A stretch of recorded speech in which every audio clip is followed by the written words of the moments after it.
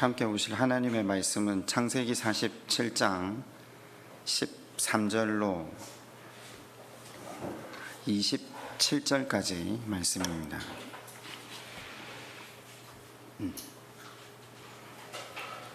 창세기 47장 13절로 27절까지 말씀을 교독하도록 하겠습니다.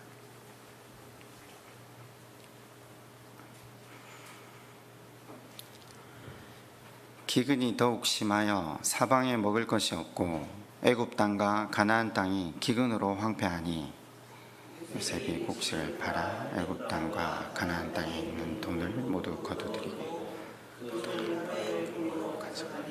애굽 땅과 가나안 땅에 돈이 떨어진지라 애굽 백성이 다 요셉에게 와서 이르되 돈이 떨어졌사오니 우리에게 먹을 거리를 주소서. 어찌 주 앞에서 죽으리이까? 내가 너희의 가축과 그들이 그들의 가축을 요셉에게 끌어오는지라 요셉이 그 말과 양떼와 소떼와 나귀를 받고 그들에게 먹을 것을 주되 곧 그 모든 가축과 바꾸어서 그의 동안에 먹을 것을 그들에게 주니라.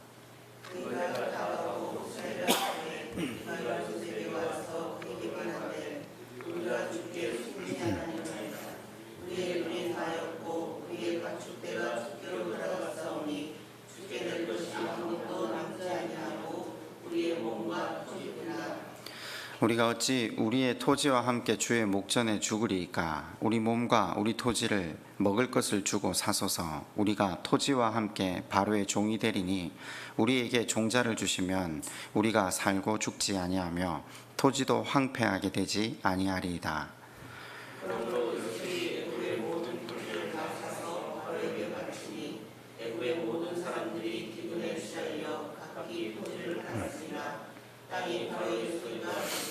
요셉이 애굽 땅 이 끝에서 저 끝까지의 백성을 성읍들에 옮겼으나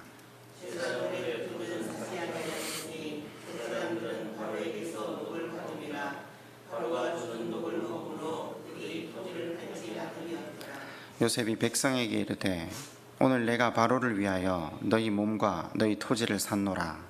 여기 종자가 있으니 너희는 그 땅에 뿌리라.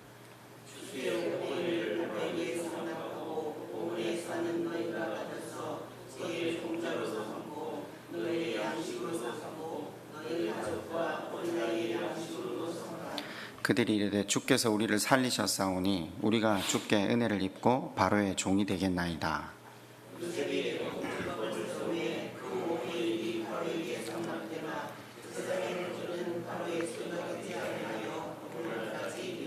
함께 봅니다. 이스라엘 족속이 애굽 고센 땅에 거주하며 거기서 생업을 얻어 생육하고 번성하였더라. 아멘. 우린 지난 시간 야곱의 고백을 통해 종말론적 신앙, 나그네의 삶에 대해 상고해 보았습니다. 바로가 야곱에게 물었죠. 내 나이가 얼마냐? 바로가 야곱에게 했던 그 질문은 단순히 나이가 많아 보이는 야곱의 나이가 궁금해서 물었던 게 아니었습니다. 요셉을 통해 하나님의 능력을 온전하게 경험하고 있는 바로가 긴 세월 그 하나님과 더불어 살아온 야곱에게 과연 그 긴 세월 동안 그 하나님의 능력을 힘입은 자의 삶은 어떠하냐, 그의 간증을 들어보고 싶은 질문이었다라는 것을 지난 시간 살폈죠. 그 질문 앞에 야곱은 하나님께서 자기에게 베푸신 세상적인 복을 간증하지 않았습니다. 오히려 야곱의 대답은 의외의 대답이었죠. 뭐라고 말했죠? 자신을 어떻게 소개했습니까? 나그네라고. 지구에 온 지 130년 되는 나그네라고. 무슨 말입니까? 자기는 가야 할 곳이 있는, 능력의 하나님과 이 땅에 동행함으로 살았는데 그래서 어떤 놀라운 은혜를 체험했냐라는 바로의 질문 앞에 야곱은 가장 큰 복은 하나님 나라라는 것을, 그리고 자신은 그 하나님 나라를 꿈꾸며 살게 되었다라고 그에게 간증하고 있는 겁니다. 제가 지난 시간 이런 표현을 했잖아요. 상대가 알아듣든 못 알아듣든 우리는 예수님을 전하기 위해서 상대가 알아듣는 언어로 이야기를 꼭 해야 된다라고 생각할 때가 많습니다. 세상 사람들이 예수님을 처음 믿는 이유는 육신의 병이나 재정의 문제나 인생에 당면한 많은 문제를 풀기 위해 다가올 때는 그런 간증도 필요할 겁니다. 그런데 오늘 야곱은 자신의 인생을 한마디로 축약해서 그 하나님의 은혜를 어떻게 소개하느냐면요, 자신으로 하여금 하나님 나라가 제일 가치롭다라는 것을 알게 하셨다. 그런데 그 하나님 나라가 최고의 가치됨을 알게 하신 자신의 삶을 한마디로 표현했죠. 험악한 인생이라고 표현하고 있는 겁니다. 아니, 능력의 하나님과 동행하는 삶을 살았는데 왜 자기 인생을 험악하다라고 표현하고 있습니까? 자기는 세상이 전부인 줄 알고 세상에서 돈을 벌고 성공하고 자기 가족들 잘 먹여 살리기 위해 자기의 젊음, 자기의 에너지를 다 쏟았는데 하나님께서는 그 세상이 다가 아니고 진정으로 복된 것이 하나님 나라라는 것을 깨닫게 하시려고, 자신의 시선을 그 하나님 나라로 돌리게 하시려고 광야 수업을 펼쳐주셨다라는 거죠. 그걸 험악한 세월이라고 표현하고 있는 겁니다. 굉장히 중의적인 표현이죠. 복되지만 하나님 나라를 바라보게 했던 것. 여러분도 험악한 세월을 살아오시진 않았습니까? 여러분은 무엇으로 인해 하나님 나라를 더욱 바라보게 되셨습니까? 부모님, 혹은 배우자, 혹은 자녀들, 혹은 육신의 질병, 또 어려운 환경, 내 힘으로는 도무지 풀 수 없었던 문제. 저는 관계의 깨어짐이 저로 하여금 하나님을 깊이 바라볼 수 있게 했던 계기가 되었습니다. 어떤 분은 계단에서 넘어져서 머리가 깨져서 하나님을 더 깊이 바라본 분도 계시더라고요. 지금 야곱의 고백이 그와 같은 겁니다. 야곱은 지금 자신의 능력이나 대단함을 조금이라도 어필할 수 있는 바로의 질문 앞에 온전히 하나님만 높이고 그 하나님께로부터 받은 은혜가 하나님 나라만을 소망하게 된 자기 자신, 더불어 자신의 자격 없음을 이 험악한 세월이라는 한 단어로 표현하고 있기도 하죠. 여러분, 이 험악한 세월이 구체적으로 야곱의 삶에 어떻게 남아 있습니까? 그러니까 하나님 나라를 내 삶에 이루어 가시려고 하나님이 나를 포기치 않으신 증거가 야곱의 몸에 남아 있잖아요. 어떤 증거죠? 하나님이 그의 다리 몽둥이를 부셔서라도 그 하나님 나라를 허락하시기 위해 놀랍도록 끈질기게 사랑하신 증거, 그죠? 그러니까 야곱이 어느 날 갑자기 나그네의 정체성을 가지고 산 게 아닙니다. 하나님 앞에 자신이 자격 없는 자됨을 회개함으로 나아갔던 게 아닙니다. 그가 나그네로서 하나님이 인정하시는 의인, 그러니까 자격 없는 자임을 깨닫고 회개하게 된 사건이 있죠. 여러분, 히브리서 11장 21절을 한번 찾아보시겠습니까? 히브리서 11장 21절입니다.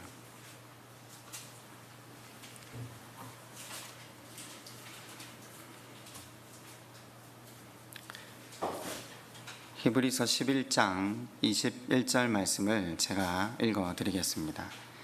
믿음으로 야곱은 죽을 때에 요셉의 각 아들에게 축복하고 그 지팡이 머리에 의지하여 경배하였으며. 지금 47장 이제 후반부에는 우리가 오늘 읽은 그 절 다음 절 보면 이제 야곱이 유언으로서 자녀들에게 축복하는 장면인데 47장 후반부를 지금 히브리서가 기록을 해둔 거죠. 그런데 굉장히 의미 있는 표현 하나가 21절 말미에 나옵니다. 그 지팡이 머리에 의지하여 하나님을 경배하고 있는 야곱. 지팡이를 짚고 있다. 여러분, 이 말씀이 어떻게 보이십니까? 그저 야곱이 늙어서 거동이 불편했기에 당연히 지팡이를 짚고 하나님을 경배하고 있겠지.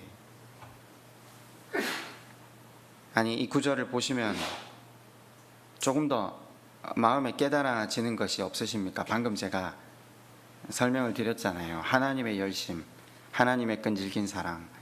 여러분, 야곱이 언제부터 지팡이를 짚었을까요? 32장에 형을 만나러 가기 전날 하나님 앞에 기도해서 하나님의 사자 천사와 씨름했던 그날 밤 환도뼈가 부러지잖아요. 그날입니다. 그날 이후로 평생을 장애인으로 쩔뚝거리며 짚고 다닌 것이 지팡이입니다. 이 지팡이를 짚고 하나님을 경배했다. 그러면서 자식들을 축복하는 거죠. 여러분, 이 구절이 가지는 의미가 굉장히 깊지 않습니까? 환도뼈가 부러졌다.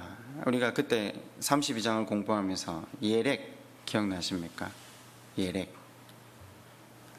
넓적다리가 부러졌다. 예렉을 당했다라는 본질적인 의미는 힘의 상징, 생명의 근원이 무너졌다. 사람의 자존심, 그것이 사라졌다라는 거죠. 그래서 이제 내 힘으로, 내 능력으로, 내 의로 사는 삶이 아니라 실제로 구체적으로 표현을 하면 내 힘으로 이제 자식도 못 낳는, 자식을 못 낳으면 그 당시에는 실패자잖아요. 이제 그게 안 되는 상황에 이르렀다라는 거죠. 그런데 성경 기자가 그 환도뼈가 부러진 야곱의 족보를 추적하죠. 출애굽기 1장 5절에 이렇게 말씀이 나옵니다. 야곱의 허리에서 나온 사람이 모두 70이요 요셉은 애굽에 있었더라. 지난 시간 46장을 우리가 배웠는데 다시 한번 창세기로 돌아가 보실래요? 창세기 46장 26절과 27절에는 이렇게 기록이 되어 있습니다. 제가 이 부분은 좀 뛰어넘었는데 제가 한번 읽어드릴게요. 야곱과 함께 애굽에 들어간 자는 야곱의 며느리들 외에 66명이니 이는 다 야곱의 몸에서 태어난 자이며 애굽에서 요셉이 낳은 아들은 2명이니 야곱의 집 사람으로 애굽에 이른 자가 모두 70명이었더라. 무슨 말이냐면요, 그 깨어진 허리, 상실된 야곱에게서 몇 명이 나왔다고요? 70명이 나왔다라고요. 사실 세어보면 70명이 넘는데 성경이 왜 70명이라고 기록을 하느냐면요, 70이 구약에서 완전수가 되기 때문입니다. 이 수를 누가 만들어 주셨다고요? 하나님이 만들어 주셨다라는 거죠. 성경이 말하는 게 뭐냐면요, 겉으로 볼 때 깨어지고 겉으로 볼 때 험악한 인생을 살아서 하나님 나라만을 가치롭게 여기는 인생이 되었다고 해서 이 땅을 살아가는 야곱의 인생이 불행하거나 망했다, 이게 아닙니다. 이 땅의 모든 삶도 하나님께서 책임져 주셔서 완전케 해주셨다라는 걸 보여주는 거죠. 바로가 그런 질문이잖아요. 그 노년에 지팡이를 짚고 쩔뚝거리면서 바로 앞에 선 야곱에게 내 나이가 얼마냐? 야곱이 이렇게 대답하는 겁니다. 저는 한평생 제 중심적인 삶을 살았습니다. 불순종의 반복으로 살았는데 하나님께서 저를 지극히 사랑하셔서 하나님 나라가 최고의 가치라는 걸 깨닫게 하셨으며 그 나라를 꿈꾸는 자로 저를 세우셨습니다. 물론 이 땅 가운데 삶도 하나님께서 책임져 주셨습니다. 그러니 파라오께서도 그 하나님의 열심, 그 하나님의 사랑에 붙들려 살아가길 축복합니다. 야곱이 한 두 번의 축복의 내용은 바로 이것이었습니다. 야곱은 파라오에게만 이 축복을 하는 것이 아니라 우리에게도 동일하게 이 축복의 말씀을 전하고 있습니다. 우리도 이 땅을 살아가면서 그 하나님의 열심으로 말미암아 하나님 나라가 최고의 가치됨과 한결같이 우리를 붙드시고 인도하시는 그 하나님의 은혜로 말미암아 우리도 그 하나님 나라를 우리 삶의 목적과 사명으로 붙들고 나아가 우리 삶까지 책임져 주시는 그 하나님의 은혜 가운데 살아가게 될 것이라는 거죠. 그 하나님이 우리를 결단코 놓지 않으시고 우리로 하나님 나라를 이루게 하실 겁니다. 여러분, 창세기의 주제는 하나님 나라입니다. 아니, 성경 전체의 주제가 하나님 나라입니다. 오늘 47장의 주제가 뭐겠습니까? 하나님 나라입니다. 그렇게 보시는 게 가장 정확합니다. 제가 왜 갑자기 하나님 나라가 주제라는 것을 다시 말씀을 드리냐면요, 지금 이제부터 요셉의 토지 정책을 살펴봐야 되기 때문입니다.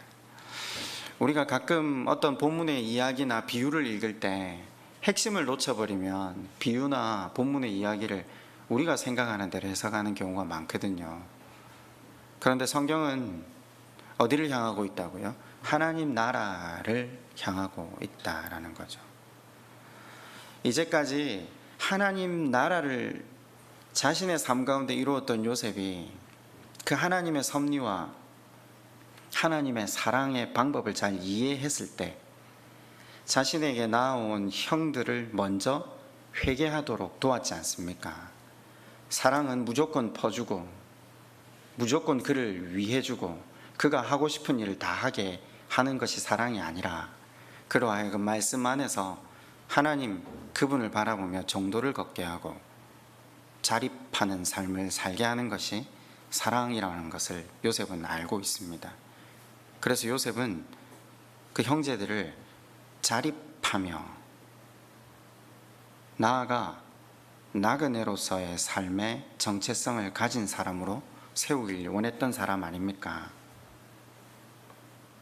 그 사람이 하는 일이 47장에서 계속해서 이어오던 그대로 애국 백성들에게도 실행된다라는 전제를 가지고 이 정책을 보셔야 이 정책이 정확하게 해석이 된다라는 거죠. 기근이 더해져 가자 사람들이 정부를 바라봅니다. 그때 요셉이 내어놓은 정책이 이 흉년을 이겨내는 토지 정책이었습니다. 여러분, 창세기 서두에 하나님께서 아브라함에게 하신 약속이 있죠. 너로 하여금 너뿐만 아니라 온 열방이 복을 얻는 통로가 되게 하겠다. 그래서 47장에는 야곱의 가족들이 애굽으로 건너오게 되고 이제 그 가족들, 그 이스라엘의 또 족보의 대표가 되는 요셉으로 인해 온 애국과 열방이 하나님의 복을 받는 그 사건을 지금 기록하고 있는 겁니다. 하나님은 이스라엘의 하나님이 아니시라 온 열방 지으신 모든 사람들의 하나님이 되신다는 사실을 기억하면 하나님이 왜 요셉을 통해 그 땅 가운데 이 큰 하나님의 능력을 베푸시는지 우리는 이해가 곧바로 됩니다. 물론 본문을 세상적인 관점으로 보면 많은 분들이 이 요셉의 토지 정책을 통해서 국가가 토지를 소유하는 공공정책을 여기에서 힌트를 얻더라고요. 그리고 또 어떤 사람들은 이렇게 정책을 실행하고 있는 요셉을 정말 나쁜 인간으로 몰기도 하죠. 왜 그러냐면요, 생각해 보세요. 우리가 오늘 13절부터 읽었는데 13절에 그동안 모아두었던 곡식을 팔기 시작합니다.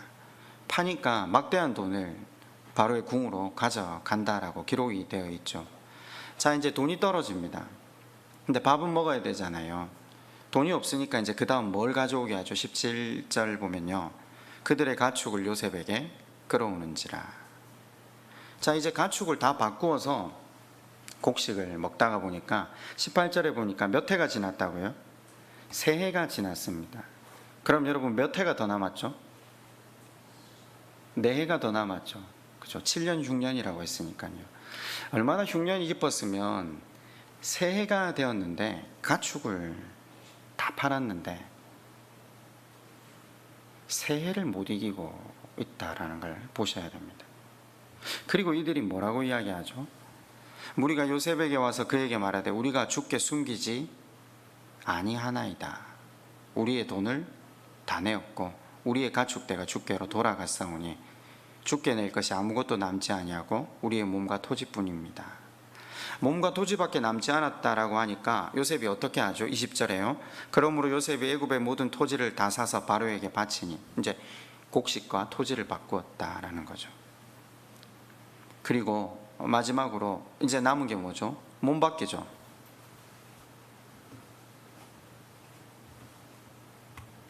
요셉이 애굽의 모든 토지, 나아가 백성들마저 사버린 거죠. 국가 소유로 만들어버린 거죠.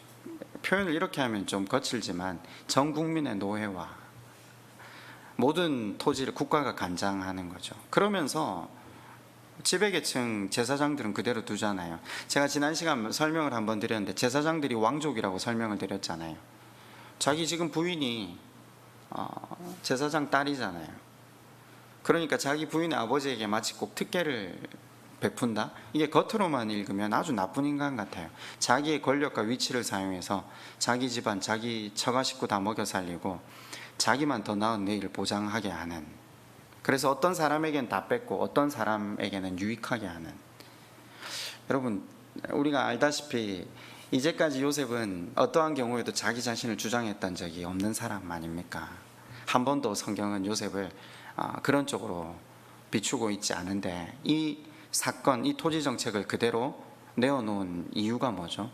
물론 전체적인 하나님 나라를 이루어 가고 있는 문맥을 따라서 해석하지 않으면요, 본문은 엉뚱하게 해석될 수밖에 없습니다. 그러나 창세기 전체 그리고 47장의 주제는 하나님 나라를 이루게 하는 것, 그 하나님 나라를 이루게 하려고 자신의 형제들을, 자기 아버지를 훈련했던 요셉을 생각해 보십시오. 이 땅의 기근의 문제를 해결하면서 이 모든 백성들이 하나님 그분을 바라보게 하려고 동일하게 일을 하고 있다라는 것을 보셔야 합니다. 여러분, 제가 먼저 하나 질문을 해봅시다. 배를 타고 가는데 태풍이 몰려와서 배가 침몰할 지경에 이른다. 그러면 일반적으로 제일 먼저 뭔 일을 먼저 합니까? 무거운 짐들을 바다에 먼저 버리겠죠. 처음엔 싼 걸 버리겠지만 나중에 되면 목숨보다 귀한 게 없으니까 몸 이외에는 다 버려야 되지 않습니까? 버릴 수 있는 건 다 버려요. 배가 뜰 수 있잖아요. 지금 애굽이 그런 상황이라는 거죠.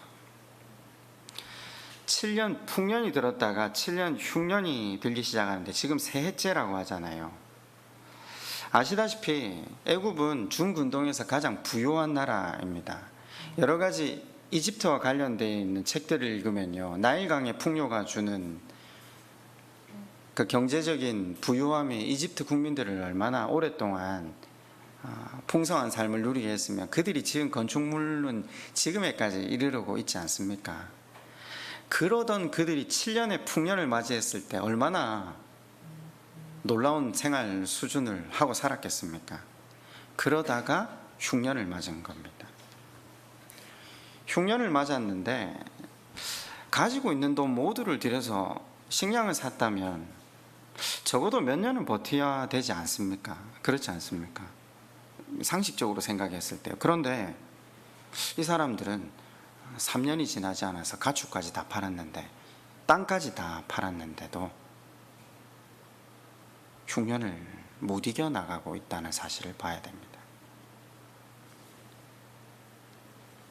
돈이 얼마나 많았겠습니까? 그런데 그 돈, 그 땅 다 팔았는데도 3년을 못 이긴다. 왜 부자가 망해도 3년을 간다, 이런 표현이 있는데 무슨 말입니까? 당시에 닥친 흉년의 성격과 규모를 누구만 파악하고 있다는 거죠? 요셉만 파악하고 있다는 거죠. 살아왔던 대로 계속 살아간다면 이 어려움은 결코 이겨낼 수 없는 어려움이라는 겁니다. 이 기근에서 살아남으려면 오직 생존이 목표가 되지 않고는 이 기근을 이겨나갈 수 없다라는 거죠. 그럼 중간에서 한번 전체적인 주의를 한번 환기시킵시다. 그러면 토지정책이 성경에 기록되어 있는 이유가 뭡니까? 모든 사건과 비유가 성경에 기록되어 있는 이유는 우리에게 교훈을 주려고 하는 것 아닙니까?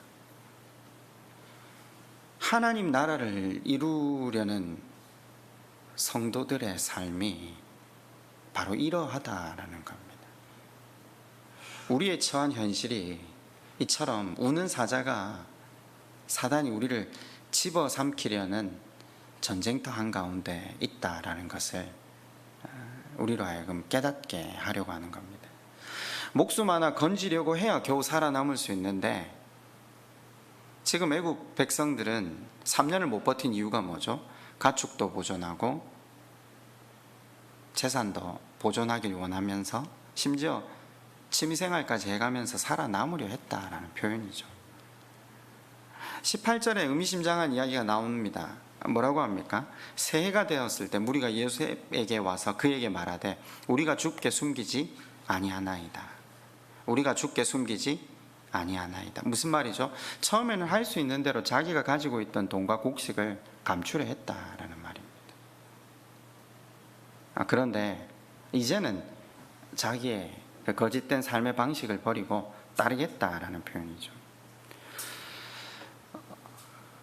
이런 생각과 라이프 스타일을 살아가고 있는 애국 백성들에게 이 기근의 어려움을 인식시켜야 이 백성들이 살 수 있습니다. 그래서 돈, 가축, 땅 다 거두어 드리고 나아가 그들을 종으로 사들이고 있는 겁니다. 저는 그런 질문을 했습니다. 종으로까지 사들일 필요가 있었을까 생각했는데, 왜 종으로 사들였는지 21절에 답이 나오잖아요. 어디로 모았다고? 이 사람들을 한 성읍으로 모았다라고 합니다. 무슨 말입니까? 양식을 나누어 줄 수 있는 시스템을 구축한 겁니다. 다 자기 원하는 곳에 살고 있는데 정부가 사람을 보내어서 음식을 나눠줄 수 없기 때문에 일도 일이지만 그렇게 해서는 사람들을 살릴 수 없다는 겁니다. 이 극약 처방이죠. 왜 이런 극약 처방을 하고 있는 걸까요? 다시 말씀드리지만 그들의 삶의 방식 때문입니다. 풍년을 기억하고 있는 그들의 소비 패턴을 계속해서 이어가면 지금 당면하는 이 기근은 이겨낼 수 없다라는 거죠. 여러분, 영국의 케인즈라는 경제학자가 있습니다. 경제학을 전공하거나 경영학을 공부해 본 사람들은 케인즈 이론에 대해서 공부를 안 한 사람이 없을 정도로 유명한 사람입니다. 이 케인즈가 발표했던 이론 중에 가장 지금까지 사람들에게 정확하게 동의가 되고 있는 이론이 하나 있습니다. 소비 이론입니다. 무슨 말인가? 한번 익숙해진 소비 패턴은 돈이 전혀 없어서 망한 상태가 될지라도 빚을 내어서라도 그 소비 패턴을 유지하는 것이 인간의 삶이라고 케인즈가 정의를 했거든요. 여러분은 어떠세요? 제가 IMF를 겪을 때 TV에서 본 장면이었는데 아주 인상적인 장면이었어요. 그게 굉장히 긴 세월이 흘렀는데 지금까지 제 머릿속에 남아있는데, 한 사업가가 부도를 맞았어요. 그래서 집조차 이제 다 넘어간 상태에서 이제 살아남을 방법을 모색하고 있는 상황에 이제 인터뷰를 하는 장면이었는데, 이제 개에게 먹이를 먹이는데 그 개에게 먹이는 먹이가 수입 먹이였어요. 이제 기자가 아니 지금 형편이 그렇게 어렵다면서 개한테 수입 먹이를 먹이냐고 물어보니까 뭐라고 하냐면 개가 그 먹이가 아니면 안 먹기 때문에 이건 어쩔 수 없이 사 먹여야 된다는 거죠. 제가 그 장면을 보면서 저 사람 망해야 되겠구나. 저 생각, 저 라이프 스타일 고치지 못하면 망하는 거잖아요. 우리가 IMF를 경험하면서 모든 국민이 사실 이와 같은 현실을 한번 대면했었거든요. 요셉이 사람의 본질을 아는 겁니다. 어려움 앞에 자신의 분수를 알게끔 국민을 계몽하는 겁니다. 정신을 바꾸는 작업을 하고 있는 겁니다. 우리가 겉으로 읽을 때는 이건 국민들 입장에서 굉장히 나쁜 일이고 요셉은 지탄의 대상이 될 것 같이 생각을 했지만 국민들은 시간이 지나자 요셉이 자기를 살리려 한다라는 사실을 깨닫습니다. 원망은커녕 온 백성들의 여론을 47장 25절에 담고 있죠. 그들이 이르되 주께서 우리를 살리셨사오니 우리가 주께 은혜를 입고 바로의 종이 되겠나이다. 자원하는 마음으로 이야기를 합니다. 그 자원하는 마음으로 이야기를 하자 유명한 이 토지 정책의 마지막 결론이 주어집니다. 26절입니다. 요셉이 애굽 토지법을 세우되 그 5분의 1이 바로에게 상납되나 제사장의 토지는 바로의 소유가 되지 아니하여 오늘날까지 이르니라. 당시 애굽의 토지법은 주인과 반반씩 나누는 겁니다. 이해가 가십니까? 세금이 50%거든요. 주인이 있을 때 그 주인의 밭에서 부쳐 먹으면 50%를 가져가게 하는 거죠. 그러니까 사실상 노예들에게 50%, 아니 실제로 노예들은 그 집에 귀속되니까 프로테이지를 가져간다는 게 불가능하잖아요. 그런데 지금 토지법을 뛰어넘어서 요셉은 지금 세금으로 몇 프로를 내게 하는 거죠? 20%를 내게 하는 거죠. 사실 노예가 아니라는 말입니다. 노예로 불러들여서 계몽을 하고 나서 그들이 자립할 수 있도록 목숨을 구해놓은 다음에 그들 각자가 자기 삶을 영위할 수 있도록 그들에게 자유를 돌려주는 겁니다. 수익을 돌려준다는 것은 자유를 돌려주는 것 아닙니까?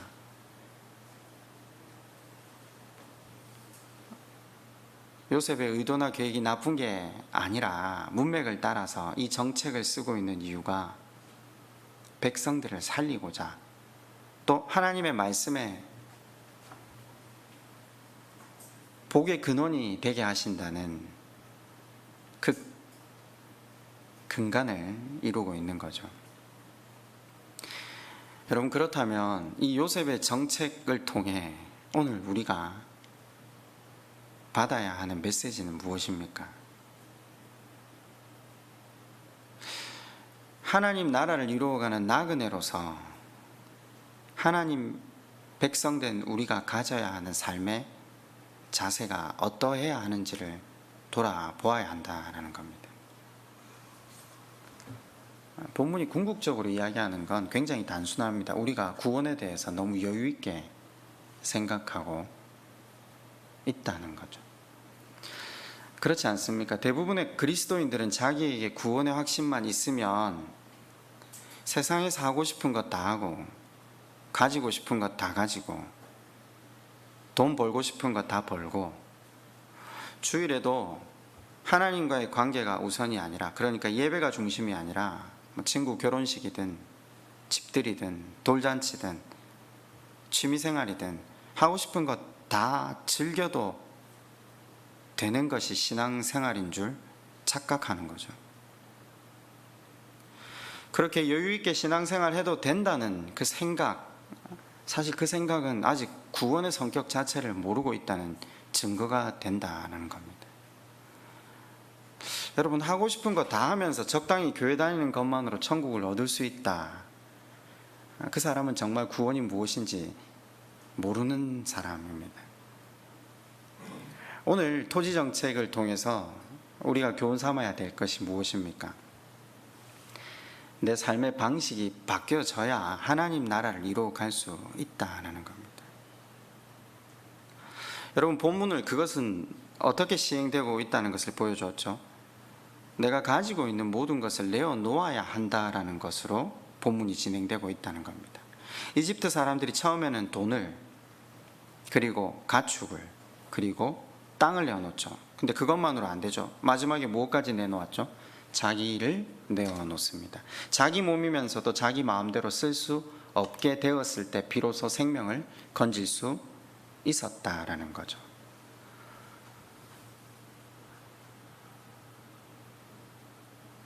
창세기에서 말하는 구원을 이루는 방법, 생명을 이루는 방법과 여러분 마태복음에서 예수 그리스도께서 우리에게 영생을 이루는 방법 설명하신 것과 똑같지 않습니까? 그렇죠. 지난주 수요일 날 부자 청년이 예수님한테 와서 자기는 계명을 다 지켰다, 내가 영생을 얻을 수 있는 방법이 뭐냐? 라고 예수님께 질문을 했을 때 예수님 뭐라고 했죠? 재산을 다 팔아 가난한 자들에게 나누어 주고. 우린 여기서 딱 걸리거든요. 말씀 여기가 끝이 아닌데 여기를 본질로 잡으니까 나는 구원과 거리가 멀구나.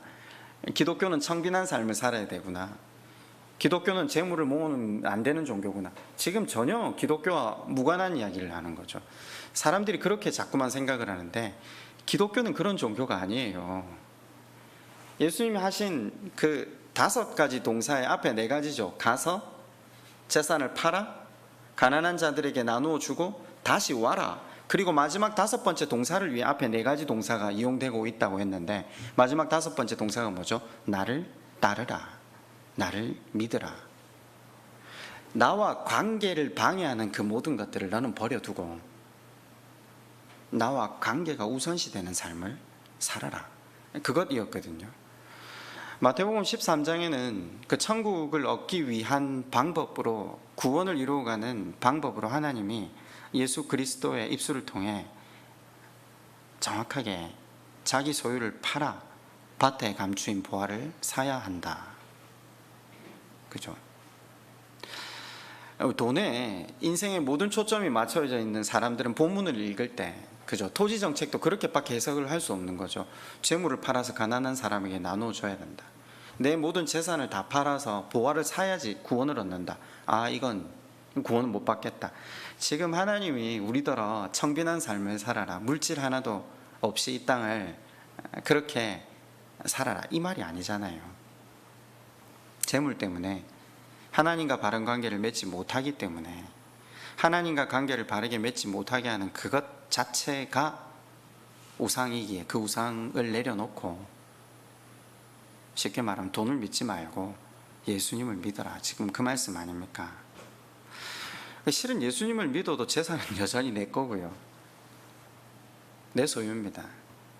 그러나 마태복음 13장의 핵심 메시지가 무엇이었습니까?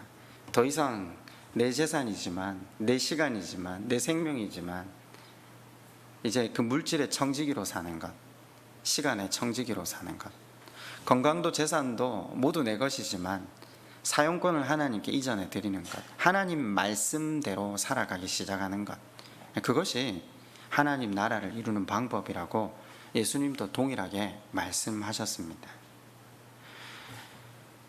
험악한 세월을 살지 않고는, 광야의 수업을 받지 않고는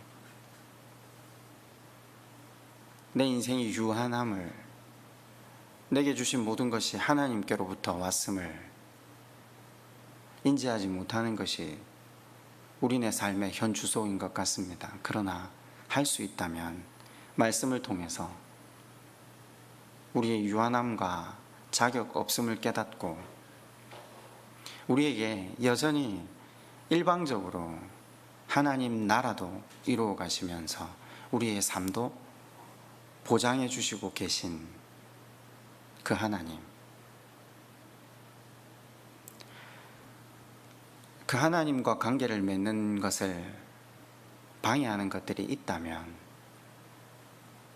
오늘 우리도 기근을 맞이하거나 인생의 험한 상황을 맞이해서 그것을 내려놓는 것이 아니라 고난을 자취하고 하나님과 바른 관계를 맺게 하기 위해 우리의 삶에 정리해야 될 것들을 정리하고 끊어내어야 할 것들을 끊어내시는 저와 여러분 되시기를 주님의 이름으로 축원드립니다. 우리 시간 한번 하나님 앞에 한번 기도할까요?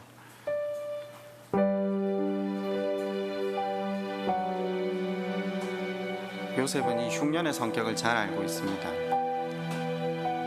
7년 동안 잘 살아온 삶의 방식에 익숙해져 있는 사고방식을 버리지 않으면 다 굶어 죽고 만다는 것이죠. 여러분, 우리가 너무 여유롭게 신앙생활을 하고 있지는 않습니까? 아무것도 포기하려 들지 않지 않습니까?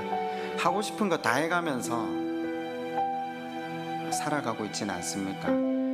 그러니까 하나님 그분의 나라를 확장해가는 일은커녕 내 안에 하나님 나라도 지워가고 있지는 않습니까? 여러분, 교회를 위해서 먼저 기도합시다. 교회는 시내가 교회가 아니라 하나님이 거하실 성전, 내 자신이 교회라는 것을 우리는 배웠습니다. 우리 자신이 하나님 다스림과 통치 아래 매일을 살아갈 수 있는 바른 교회가 되게 해달라고 이 시간 그렇게 하나님 앞에 먼저 한번 기도했으면 좋겠습니다.